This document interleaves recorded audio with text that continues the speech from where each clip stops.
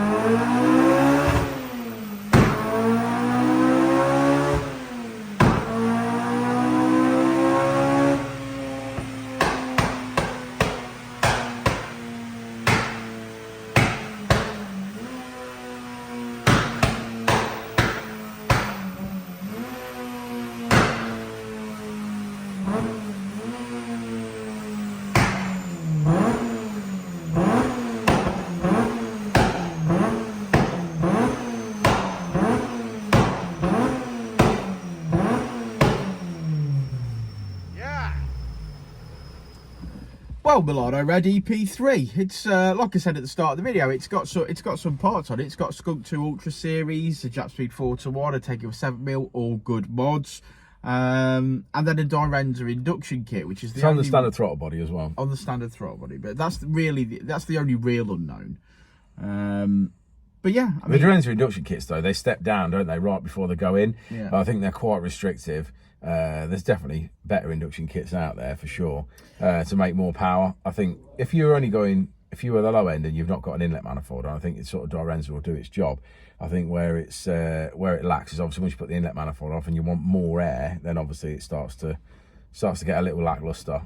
So yeah, definitely there. I think throttle body and a better induction kit, and then give it a go. Came in on 224, leave it on 234. It's got some. He spoke to us at the very beginning of the day, and he showed me a video of what he wanted. Thankfully, that is what we do provide. So he's got some flames coming out the back of the car as well. I think he's going to be really happy. I think he's going to drive away and enjoy this. I mean, when you're talking about peak numbers, yes, peak numbers, you know, when we say it's like 10 brakes is a lot in NA tuning. but the power's there when you look at the power graph is there a lot earlier, and obviously continues and holds a lot longer. Bearing in mind, this did have a K-Pro ECU in it, and it already had a base file of description in there. So obviously there's several you can choose from the selections within it, and then obviously it's chosen that. So that has got a, I would say it's not a tuned file, but it's a map file nonetheless. Yeah. Was already in there. So the gains that we've increased on is just, you know, it's tuning over a sort of partly tuned file already. Yeah. So yeah, I think real good power throughout the rev range. I think that will totally transform it. Should we look at the graph? Let's have a look at the graph. Let's do it. Well, say it with me, guys. Red line is as she came in. Blue line is as she leaves. It on 224, leave it on 234. Not bad at all. 192 with the wheels. Another one in the bag. So thanks for getting to the end of the video, guys. Like and subscribe and all that jazz. And we will see you on the next one, won't we, Richard? We will indeed. We will indeed. Before, and I'll say it again. Life moves pretty fast.